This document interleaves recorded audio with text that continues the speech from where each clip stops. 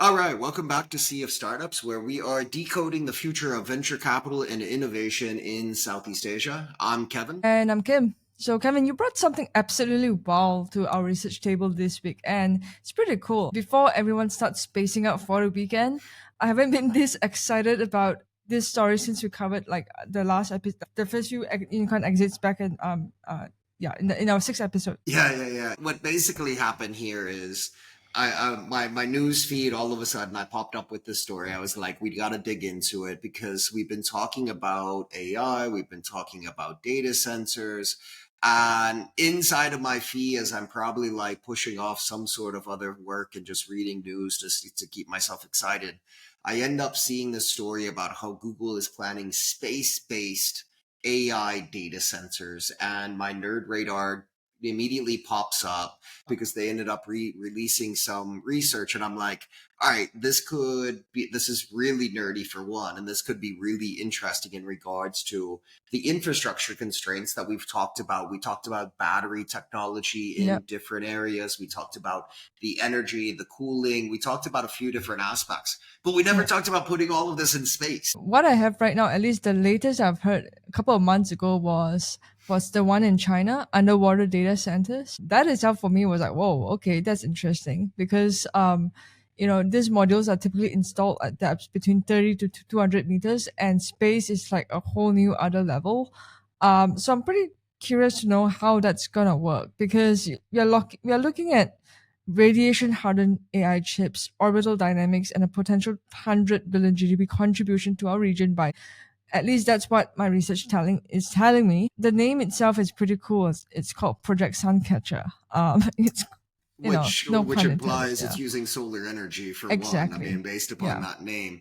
But unlimited the solar. interesting thing is they're still calling it a moonshot. So like while it was super interesting to talk about this, it is still kind of referenced as one of the moonshot bets that they're making on it. But there's a number of trends that are accelerating that are Mm-hmm. likely to end up making this not so far fetched. And a lot of that ends up circling back to companies like SpaceX and the variety of other space technology companies that are out there that Mm-hmm. have lowered the cost of putting objects into space.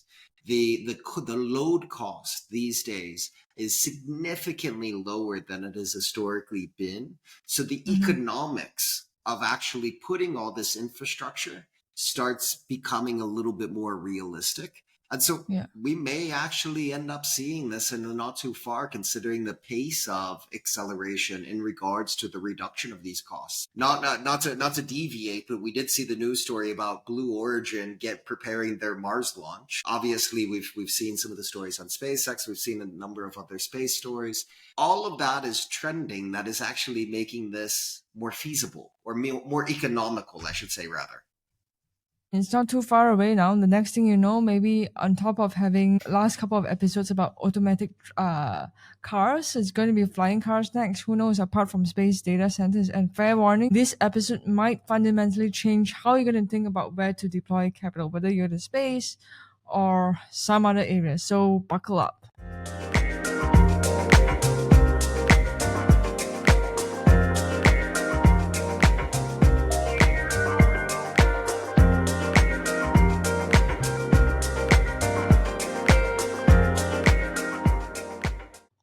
You hit Yeah. a chord with the flying car thing because I was promised from a movie in my childhood that I would have a hoverboard skateboard by this time. Sorry, I couldn't help but comment on the flying cars and all of that. I want my hoverboard. Is it Michael J. Fox's Back to the Future? Yeah. I didn't think any of our audience would remember Back to the Future because it was like 1985 going into 2005, or I Yeah. can't remember the exact date of it. And since we're well past Yeah. that, where's my hoverboard, man? Well, if you're talking to an old soul millennial, I think they would get it. But anyway, let's get it started with maybe Hoverboard, at some yeah. point soon. Yeah, maybe it's a different version. You'll just never know. Space Yeah. data is coming up. Anyway, walk us through what caught your eye because at about Project Suncatcher, because at first glance it sounds like big tech industry hybris. There's a bunch of things here because like Yeah, we know a couple of the key constraints that we're yeah, dealing with as we're talking about increasing the amount of data sensors, which one of those is the source of energy. You know, most countries are now trying to bring online a significant amount of greater wattage of energy into their national production. yeah, China's way ahead because they're putting online massive amounts of energy on a regular basis, so they're mm-hmm. definitely ahead. The U.S. has been signaling their intent. They're coming back with a whole variety of nuclear and a variety of other options. But when you start thinking about in space, you have the natural source of the sun, hence the Yeah, name here, Suncatcher. Now, yeah, mind you, there's pros and cons on everything, mm-hmm. but this could actually change the need for massive infrastructure developments on energy. There could be a nice green effect because you don't necessarily need to invest in coal or gas or more drilling or these other sorts of manners that end up potentially having environmental impacts. You're having space station, direct solar, etc. As long as you're not in the Earth's shadow. The other aspect of it is similarly when you talk about the cooling efficiency, because when you're in space, you have essentially an infinite heat sink. Yeah, It's a little bit more complicated than that, but in outer space, you're basically operating in a vacuum. And you can have all of that heat be radiated away, which can reduce the need for this massive amount of energy and water intensive cooling systems that you're having to use. Now, mm-hmm. some of the ones here on Earth have mitigated that to where you have like deep in the frozen tundra, you have deep into some caves and areas that just naturally have cooling effects. Um, but there's a lot of interesting aspects in regards to how the benefits of this could end up being. But the Mm-hmm. other side of it that got me excited is when you start thinking about what are the technological hurdles that they will end up having to overcome just Yeah. to make this a reality. Yeah, I'm gonna hold up on the hurdles first because I think it seems like there's a lot of pros to it. So just to give the listeners some stat, that is like we're talking about 8 times more productive power collection than terrestrial panels because it's in a vacuum space. There's no atmosphere. There's no night cycle. If you position correctly, they're just gonna be static in space, and you're in a dawn-star sun synchronous orbit, getting constant juice. And about the cooling system, there's no expensive HVAC system, no water consumption, none of the thermal management nightmares that plague at least in these regions data centers during our lovely tropical climate, whereby Singapore, Indonesia, Malaysia, we are pretty much on the equator, so sun is pretty much there. But in terms of cooling, it definitely would help in space, and this is the biggest understatement of the year. When you sent me the article, the one thing that made me my eyes pop was that um, beyond the cool factors, the economics, they are starting to make sense. It just brings me back to that one time I was practicing case studies about rocket launches, about how much you're going to pay for consulting case studies, about how much you're going to think about revenue ROI for rocket launches. It just brought me that memory, and Google's published research shows that if launch costs drop to around $200 per kilogram by, well, in the next 10 years, which is not too far away, which SpaceX, Elon Musk, and others are already actively driving Mhm. toward, potentially this could hit cost parity with terrestrial data centers for certain AI workloads within the next decade. I mean, Hoverboard is coming on its way to you now, and then maybe next 5 years, maybe. Yeah, it's not Um, impossible. It's already moving that direction. They're increasing the size of rockets. They're doing a number of steps that are lowering the cost mhm. of those launches. We're on that trajectory right now. Pun Yeah, and intended, trajectory. I just realized that. yeah, there we go. I think you're catching on now. Star Cloud also just launched another NVIDIA powered mini data center into orbit this month. So there you have it. That's one prime example that things are actually in motion. SpaceX, Amazon, they're all circling this space as well. um, Also pun intended. yep, another one. Yep, yeah, couldn't resist. But this isn't just a Silicon Valley story anymore. It's pretty much everywhere in Singapore, Straits and Business Time. They've been covering active involvement from C's tech community, and we're talking. I'm not sure we're going conferences yet. I've not heard about it. No, I mean, to be honest with you, there should be more of a space tech industry just to kind of link it to Southeast Asia. Because Southeast Asia actually can end up being very fertile ground to do Yeah, launching pads.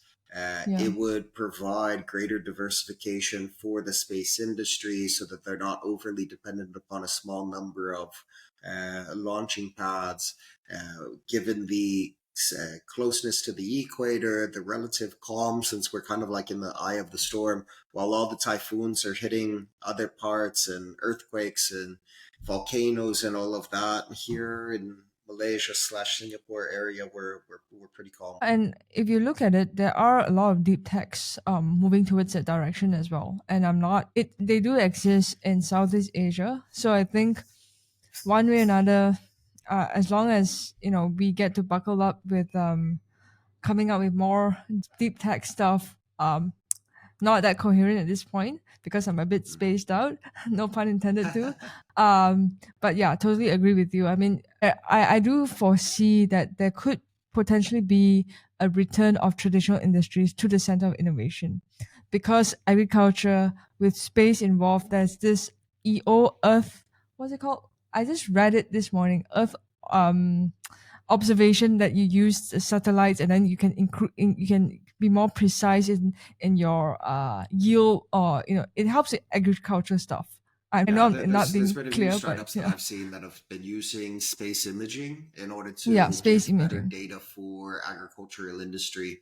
Yeah, Much more of a large scale farm application, yeah, but as that ends up getting easier and easier, we may end up seeing it hit the smallhold farmers or the mid-size, yeah, which is some of the startups that I've been seeing trying to tackle that. We've seen a yeah, lot of people getting into using space imagery for a bunch of use cases, from insurance to there's a whole variety out there. But that's been relying upon the greater and greater number of satellites that we just keep on putting in. Like if you look at low Earth orbit, which is yeah. not necessarily in the complete outer edges of it, it's still hence low Earth orbit. There's becoming an increasingly large number. And so one of the aspects that's interesting is when you start thinking about putting these data sensors into these constellations, and let's Mm-hmm. refer to them kind of as some constellations.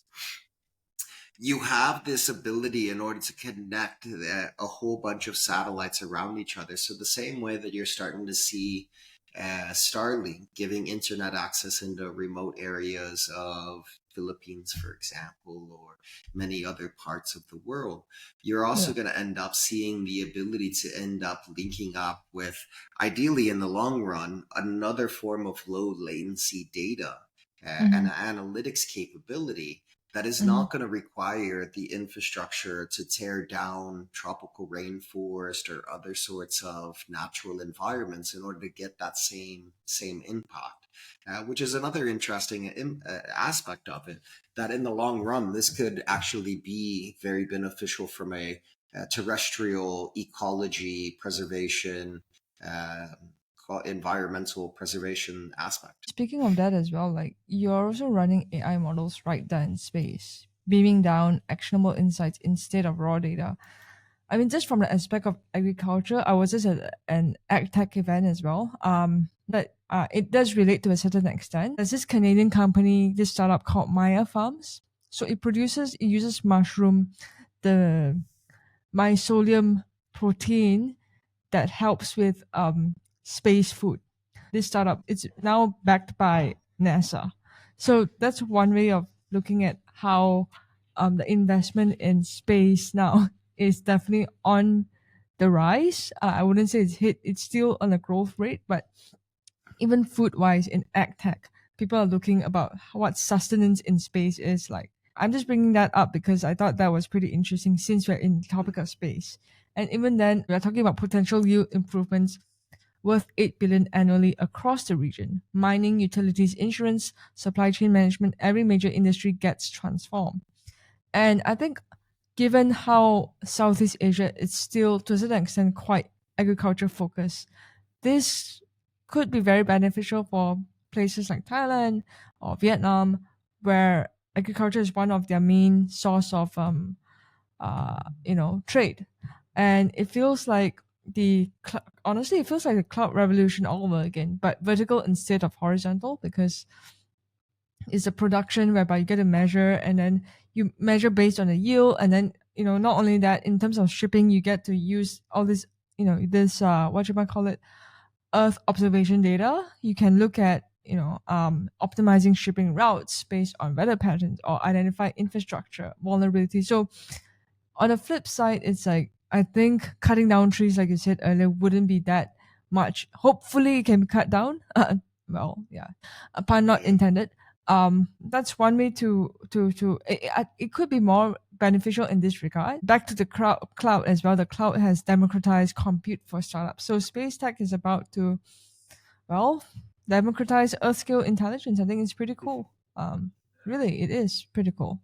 No, it's super cool. I mean, to be honest with you as well, like when we say that we're saving things to the cloud, we may be actually closer to the truth, if they Yeah. are hovering above the clouds. When data centers start becoming in the cloud, in low Earth orbit. Yeah. But no, I mean, there's a bunch of aspects around this. I mean, one of the aside from the trend in the space technology, the increasing, that's obviously drawing down the cost. But the other Right. aspect that I was talking about in the beginning of why this was exciting is just because of the sheer infrastructure necessities that we end up having, because we don't necessarily need to worry, because if it's in orbit, we have a source of electricity with the sun that can be leveraged much, much better. Now, we're not without problems, because inevitably, if we're talking about having satellites in orbit, oftentimes when satellites are in orbit, they're not actually necessarily doing full circles around the Earth. Sometimes they're just kind of mirroring Earth's orbit or rotation or these sort of things. Inevitably, it's going to end up getting caught in the shadow at some point. So it's not a all day long, every day sort of power. So we will have battery technology and different things that will end up needing to come in. But when we think about off planet, we don't have the challenges that are going to end up coming by keeping it on Earth. The question is, which I didn't get that far into the study, was how many of these will we actually ultimately end up needing to be in Earth, and what's the implication of that? But that certainly is probably better than the amount of investment that we're having to put into new energy production here on Earth. If we can get a renewable, simply putting panels on a satellite data center, seems much more feasible than the infrastructure development that we would need to do on Earth.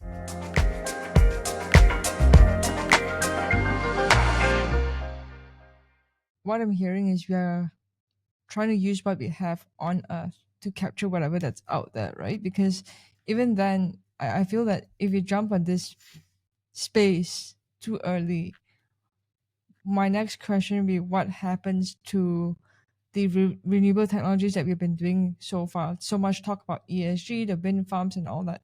If solar then it's going to power so much, then what happens to this? Is it going to be sunk cost then? Because there's so much of investment that went into it, right? Like unless there's one way you could somehow um, link to the Brady ecosystem and then kind of link everything up. When I'm saying this, is that my brain is thinking and but on like a scale, big investment scale, but for renewable and space. So in terms of me speaking right now, it's a bit slow because I'm Yeah, imagining that happening. yeah, It yeah, could yeah. be potentially hybrid models as well, because you run massive training jobs in orbit where you have unlimited solar power. and free cooling, and then you handle latency sensitive inference and customer facing applications terrestrially. Yeah, So, yeah. and then energy companies can then redirect capacity to local industries. So I think it all connects, but it goes beyond to the space. And satellite data helps optimize all this renewable energy site selection. It's a lot of data. Yeah, I mean, one way or another, we would be facilitating this data most likely no matter what. One way or another, the data is going to end up happening. I think the interesting thing here is that we're currently at a point where we're going to start straining our existing infrastructure systems in regards to the resources, the energy and water resources, really. That we're going to need. We still have plenty of space, although I would not necessarily say it's the greatest thing in the world to have to tear down um, natural environments or anything like that. Not that we're specifically choosing the dangerous places in order to put these, but nonetheless, I think the interesting thing is avoiding the strain on resources. But Mm, maybe this is an interesting time to start talking about some of the technical challenges yeah, and linking these up with some of the, because it's not all rosy. I mean, it sounds great to it's say, not. hey, because space launches are getting cheaper, we can just like throw all this stuff up there. But Yeah, there's a lot of challenges associated with it, because like there is still a lot of high cost associated with it, because just yeah, because we can put it up into space doesn't yeah. mean that it's like a set it and forget it. No, Because we have a number of different aspects. So, like when you think about data centers are regularly having issues yeah, already. So there's an ongoing maintenance aspect to it.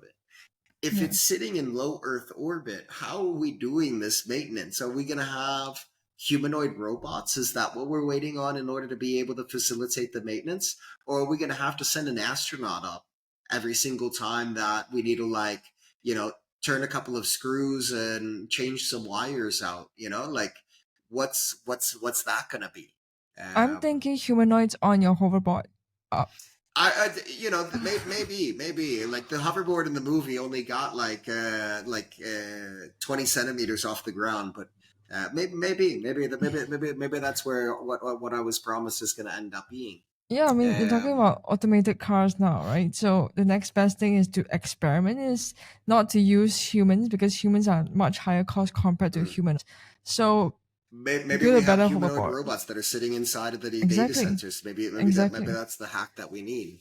And then you can be Um, connecting, you can be controlling your robots from Earth, yeah, and you don't need humans, and that's much of a lower cost, because yeah, yeah. at that point humanoids may be already at a lower cost, because like I was just at Singapore FinTech Festival last week, and HSBC has their own humanoid already. I mean, walking around town like it's no one's business. So that's one way Yep, to look yep, at it. yep.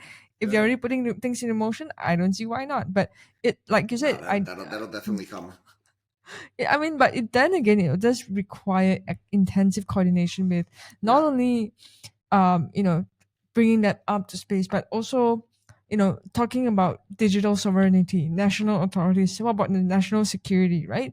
As it is now with the trade war that's going on, the ongoing trade war, what's going to happen to this end? Because you're talking about unlimited data that's going to be up in the air.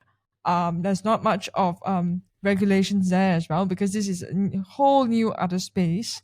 And for there spectrum there are some allocation, international treaties that yeah, govern space and govern low Earth orbit. It's a little wild west still. yeah, There yeah, are some agreements there. On the data side, I mean, from my perspective, it's still going to be governed as if it's any sort of private company, the same way that Google or AWS is putting data centers in Malaysia, Indonesia, across the globe, really. Um, the data centers at least are basically going to be based on the ownership, whether terrestrial or outer space. So I think that ends up being relatively consistent in yeah. regards to the issues that we'll be facing. So at least we have some familiarity with trying to tackle all of it. On another one of the challenges that we'll end up facing with this is I referenced that one of the positives is the natural cooling, because you're sitting in space. Yeah, And while space is cold and you're operating in a vacuum, That Yeah. also changes a little bit. So there is still a technical challenge there because Mm-hmm. in a vacuum, there's not really convection or conduction that is transmitting the heat to carry the heat away. So Right. essentially, you still need fairly advanced technologies to allow that heat to dissipate via thermal radiation. So Yeah. there's a different technical lift there. So I mean, essentially, you're needing to have in place more sophisticated machinery and equipment, which is changing the kind of the cost structure. It's Yeah. going to end up being complex. You're basically going to say, hey, the exterior surface area of this satellite or whatever the shape or form, external the space data center. Um, Part of the exterior you're trying to outfit with solar panels so that you can be the Mm-hmm. sun catcher. But also on the exterior, you're going to end up having to have some of these radiation panels so that you can dissipate that heat, Yeah. so that it will be able to take advantage of some of that natural cooling aspect of it. Yeah. So that's probably going to be one of the more interesting technical challenges when it comes to full blown design in Mm-hmm. regards to this thermal radiation um, aspect to enable the cooling. Seems like could have been an engineer as well. The way you're explaining things could have been in the past life. It's very. I mean, it's nice I to just see play a I just grateful play one one. on TV or on this podcast. Yeah, but it's cool. Uh, I mean, it's interesting because you get to see that other side, that I, nerdy part. Is yeah, I like nerding out. Another aspect since we're talking about some of the challenges. yeah, So okay, so one of the big reasons, well, aside from national data sovereignty, yeah, which you had referenced, that yeah, was one of the causal factors of why the big hyperscalers started putting data centers in all across in basically every single country on the globe. yeah, The other aspect of it was we really needed to capture more low latency. And yeah, that was also one of the reasons where, like, if you're using cloud servers, but you're using servers that are in the US, you can feel the difference because there is a higher latency when you're sending across to the other side of the globe and back. But the right, question that will end up coming on this is how we'll be able to manage data transmission and latency from a data center that's in the globe. Now, yeah, are we going to have enough high bandwidth? Are we going to be able to have that low latency data transfer? If we talk about just one data center, okay, mm, what if we start needing to think about um, constellations that are end up working in harmony? We can certainly have there's a technology of that's basically like laser linkages. They're shooting lasers between each other is an easy way to think of it. But yeah, then when we're transmitting it back down, mm, what's the impact in regards to latency? As we scale up the usage, is there going to be interference? Is there going to be other sort of challenges that will be able to support or continue to be able mm, to support, say, tens of terabits per second or some sort of out of the park sort of demand mm, on these? Another technical challenge, I'm sure we have to solve the near and dear of can we even build it in the first place? But as it starts scaling up, not only we're going to have the aspect of really validating the cooling, but we also need to validate the actual transmission and latency impact. Because if it feels like I'm back in like the 1990s and I'm going to start hearing like the crackling of a dial-up internet, which probably only like 20% of the audience even knows what the hell that sounds like, then is it really worth it? yeah. That's true. Which brings me to the next thing. ROI comes into play, and we are seeing this um space democratization coming, having access in real time.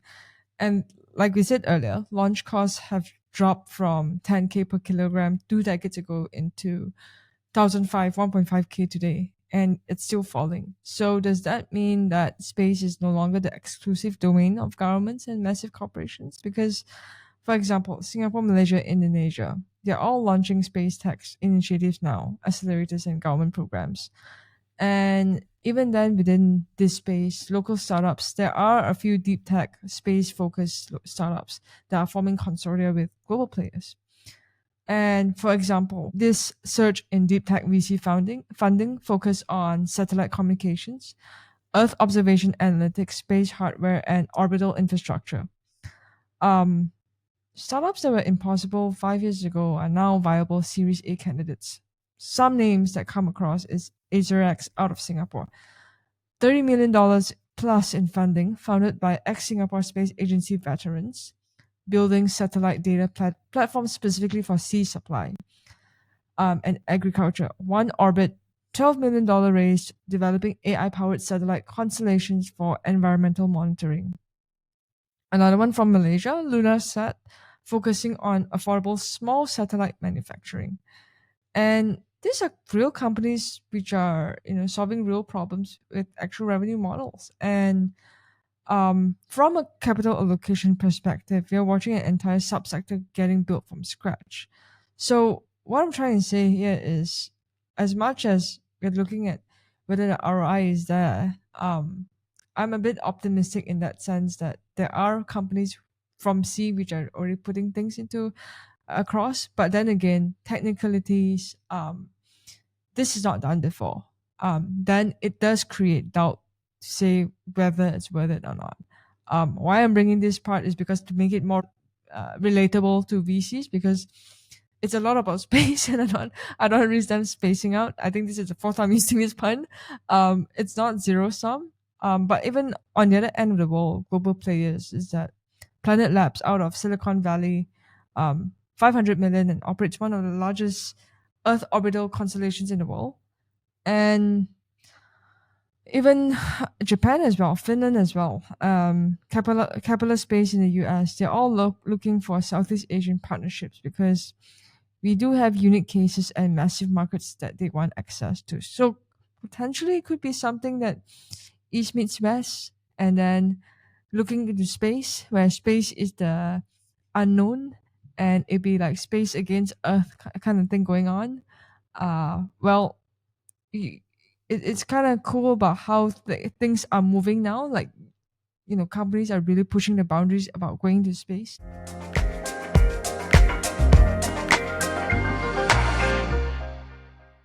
It's exciting. I mean, there's a lot of activity in space tech industry overall.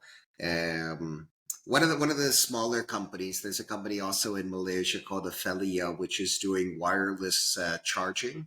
So when we Yeah. think about one of the challenges that satellites have, oftentimes they do have giant batteries that are on them when Mm, they are not in direct sunlight. So mm. having technology that can keep them powered and charged, and that's an easier to deploy aspect that you can basically shoot up on an as needed in the middle of the night. These sort of things. There's a bunch of Oh, really interesting innovation that's coming in around yeah. the space. There's companies that are really trying to push the boundaries. And Yeah. it's exciting because like if you flash back 10 years, there wasn't so much excitement about the space industry, and now Mm, you look at today, and as you referenced, we have companies in Singapore, in Malaysia, in India, in Japan, aside from just US and the usual suspects. We have a lot more people that are looking up at the stars and saying, "Wow, let's do something." Like I grew up, and everyone, if you've never heard of him, should Google Carl Sagan and watch some of the stuff that he used to put out there. That I've was heard like of the him. default when the teacher didn't want to teach the class and just put in a movie. She would put Yeah. in a VHS, if anyone remembers what that is, I remember. and have us watch a Carl Yeah. Sagan episode. Yeah. While I didn't get his affinity for sweaters, I did end up getting his affinity for space. Yeah, that's still something. Well, here we are. Gotta credit it to an extent to Carl. Good old Carl. Yeah. Um, but then again, I'm just curious then, why do you think the surge in space tech then? What what was a catalyst? If I'm being bluntly honest, Yeah. I kind of have to put a Honestly, lot of the credit yeah. back to Elon, I because knew it. before, I mean, Yeah. say what you will about the guy, but like for Yeah. the most part, how many companies out there actually cared Yeah. about private sector Yeah. space Yeah. before he came around and said, you know what, maybe I could set up a private company, build my own rockets, launch Yeah. them, catch Yeah. them, reuse them, and then do it again and again. Nobody, like really at that point, the general consensus, and there's probably some exceptions I'm not that are not jumping to mind, but certainly he's the most famous. That basically Yeah. came in and inspired the whole lot of everyone. Yeah. And I think it's fantastic because, like, at least in my memory, there's not very many instances that encourage that much more thought towards outer space. Because for a while, it was not an area that got talked about in very many Yeah. circles, and Yeah. now it's Yeah. back. And pretty soon we're gonna be we're gonna end up having these AI data centers. Google's gonna have them. I'm sure AWS is probably not too far behind. Bezos is probably Mm. already, doing his supervillain thing. It's like as though Steve Jobs was and it's not as if, it's not as though it this is a fact. Steve Jobs helped re- helped so much in terms of the internet with a phone, and then next level up was Elon Musk with space. The fact that he's able to challenge to that end, at least crazy enough to think that way. That space is somewhere that we should actually look into. If anyone here, I have to reference this, one of my favorite shows of all time on Apple TV called The Morning Show. Even there's this character called Paul Marx. It's like the Elon Musk in that show as well. So you could just see how interesting things have been. Elon has created so much of hoo-ha in this space. In this space, the ideas are really coming to reality, and Hmm. that's pretty cool to see. And he has challenged in terms of the human innovation to a next level, whereby space innovation is even possible now. I'm not a big fan, but I gotta give some credit to that guy. He Yeah. mastered it well. Yeah, I mean, he drives in. So just to kind of wrap some of this stuff up Yeah, and put back some of the points that we talked about. Talking about Elon, he's really one of the main drivers that has pushed the economic model to become viable on a lot of this. I would credit him largely yeah, with the start of pushing down the cost of payload, of putting things up into space. yeah, Um, that yeah, that initial push really ended yeah, up making a lot of other things possible. yeah, Now, like, SpaceX is one of the go-tos. Like, if you want to put something yeah, up into LEO, low Earth orbit, you yeah, may very well be putting it into one of his rockets that are going up. yeah, And that's caused a dramatic impact in regards to what's become feasible now that we start thinking about space tech. yeah, But it's not without its challenges. I mean, we noted the aspect in regards to one of the big pros is that we have the solar source of energy, so we don't have to demand so much upon putting new power plants and capacity here on Earth. We have the opportunity to tap into a renewable source of energy of the sun.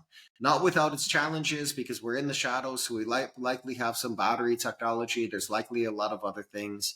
We talked about yeah, the second big pro, which is on the cooling side, because space you're basically operating in a vacuum.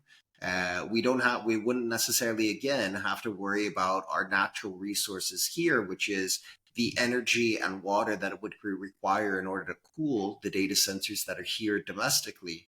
But again, that's not without its challenges, because we need to think about instead of convection or conduction, how do we actually dissipate via thermal radiation?